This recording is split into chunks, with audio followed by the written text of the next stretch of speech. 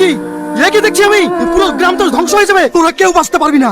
আজকে তোদের হাত কাটছে, এরপর তোদের গলা কাটবে, তোদের পুরো গ্রামকে ধ্বংস করে দেবে। সাধু বাবা, এর কিছু আপনি করতে পারবেন? আমি কেন, আরো তোরা সম্ভব নয়।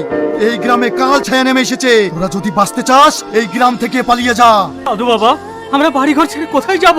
সেটা আমি বলতে পারবো না। তোরা যদি প্রাণে বাঁচতে চাস গ্রাম ছেড়ে পালিয়ে যা। আমার এখানে থাকা ঠিক হবে না, আমার বিপদ হতে পারে। আমি গেলাম। সাধু তো পালিয়ে গেল, এখন আমরা কি করব? কি করব মানে? আমরা এই গ্রামে থেকে মরবো নাকি? আমরা পালাবো। ভাই ভাই, কি হলো মানে, কি হলো? সাধু সাধু সাধু বাবা, সাধু বাবা, সাধু বাবা, সাধু বাবা নাই রে।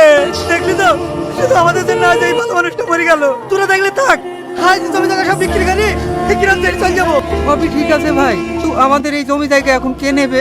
একজন আছে যার কাছে গেলে আমাদের জমি জায়গাগুলো নিতে পারে। হ্যাঁ, চলো চলো।